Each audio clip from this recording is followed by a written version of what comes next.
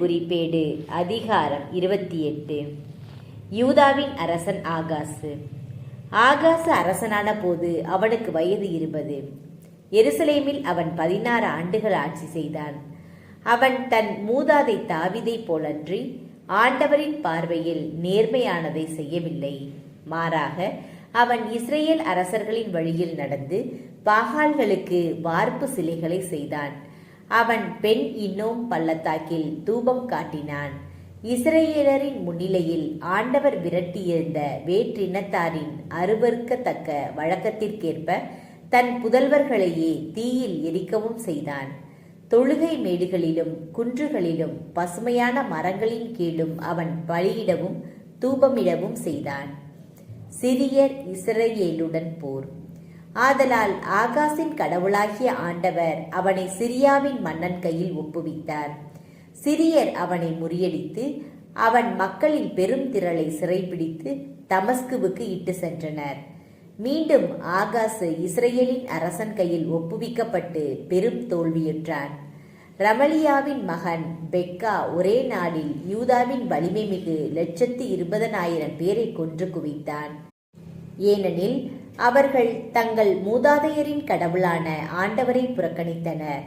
எப்ராஹிமில் வலிமை வாய்ந்த சிக்ரி அரசனின் மகன் மாசேயாவையும் அரண்மனை தலைமை அலுவலர் அசரிக்காமையும் அரசனுக்கு அடுத்த நிலையில் இருக்கும் எல்கானாவையும் கொன்றொழித்தான். இஸ்ரேல் மக்கள் தங்கள் சகோதரரில் 2,00,000 பேரை பெண்கள் புதல்வர் புதல்வியருடன் சிறைப்பிடித்தனர். அவர்களின் திரளான பொருள்களையும் கொள்ளையிட்டு அவற்றை சமாரியாவுக்கு கொண்டு சென்றனர். அங்கே ஓதேது என்பவர் ஆண்டவரின் இறைவாக்கினராக இருந்தார்.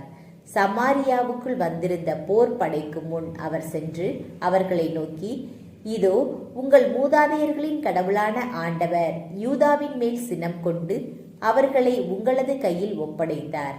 நீங்களோ அவர்களை வெஞ்சினத்தோடு கொன்றீர்கள். அது வான் மட்டும் எட்டியுள்ளது. ஆதலால் இப்பொழுது யூதா எருசலேம் மக்களை உங்களுக்கு ஆண் பெண் அடிமைகளாக கீழ்ப்படுத்த வேண்டுமென்று திட்டமிடுகிறீர்கள். ஆனால் உங்கள் கடவுளாகிய ஆண்டவருக்கு முன் நீங்களும் குற்றவாளிகள் அல்லரோ? ஆதலால் இப்பொழுது எனக்கு செவி கொடுங்கள். ஆண்டவரின் கோபக்கனல் உங்கள் மேலும் இருப்பதால் உங்கள் சகோதரரிடமிருந்து நீங்கள் சிறைப்பிடித்து வந்தோரை திரும்ப அனுப்பிவிடுங்கள் என்றார். எப்ராயிம் தலைவர்களில் சிலரான யோகனானின் மகன் அசரியாவும் மெசில்லமோத்தின் மகன் பெரக்கியாவும் சல்லூமின் மகன் எகிசகியாவும் இத்லாயின் மகன் அமாசாவும் படையிலிருந்து வந்தவர்களை எதிர்த்து நின்று அவர்களை நோக்கி, சிறை கைதிகளை இங்கே கொண்டு வர வேண்டாம், இல்லையெனில் ஆண்டவருக்கு எதிரான குற்றம் நம்மேல் இருக்கும். ஏற்கனவே நம்மேல் பெரும் குற்றங்களும் இஸ்ரேல் மேல் கோபக்கனலும் இருக்க நம் பாவத்தையும் குற்றப்பழியையும் இன்னும் மிகுதியாக்குவது உங்கள் எண்ணமா என்றனர். அப்பொழுது படைக்கலன் தாங்கியோர் தலைவர்களுக்கும் சபையாருக்கும் முன்பாக சிறை கைதிகளை விடுதலை செய்து கொள்ளை பொருள்களை அவர்களிடம் ஒப்படைத்தனர். சிறை கைதிகளின் நலனுக்கென நியமிக்கப்பட்டவர்கள் அவர்களுள் ஆடையின்றி இருந்தோருக்கு கொள்ளை பொருள்களிலிருந்து உடைகளை கொடுத்தனர். அவர்களுக்கு உடைகளையும் மிதியடிகளையும் அணிவித்து உணவும் பணமும் கொடுத்து உடலில் பூச தைலமும் அளித்தனர். அவர்கள் பலவீனமானோர் எல்லாரையும் கழுதைகள் மேல் ஏற்றினர். அனைவரையும் பேரிச்சை மறை நகரான எரிகோவில் அவர்கள் சகோதரரிடம் கொண்டு போய் சேர்த்தனர். பின்னர் சமாரியா திரும்பினர். ஆகாசு அசீரியரின் துணை நாடல். பின்னர் அரசன் ஆகாசு அசீரிய அரசனுக்கு தூதனுப்பி தனக்கு உதவும்படி வேண்டினான். ஏனெனில் மீண்டும் ஏதோமியர் வந்து யூதாவை முறியடித்து பலரை சிறைப்பிடித்து சென்றனர்.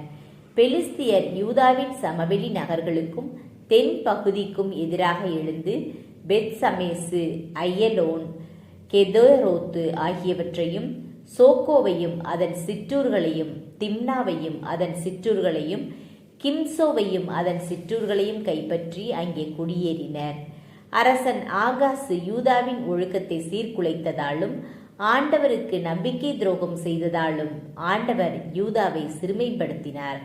பின்னர் அசீரிய மன்னன் தில்கத் பில்நேசரும் அவனுக்கு உதவி செய்யாமல் நெருக்கடியையே உண்டாக்கினான்.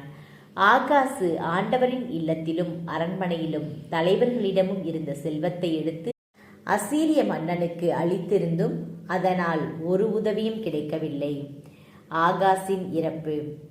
இந்த அரசன் ஆகாசு தனது நெருக்கடியிலும் ஆண்டவருக்கு மேலும் துரோகம் செய்தான். தன்னை தோற்கடித்த தமஸ்குவின் தெய்வங்களுக்கு பழி செலுத்தினான். சிறிய மன்னர்களின் தெய்வங்கள் அவர்களுக்கு துணை செய்கின்றன, எனக்கும் அவை துணை செய்யுமாறு அவற்றிற்கு பழி செலுத்துவேன் என்று சொல்லிக் கொண்டான்.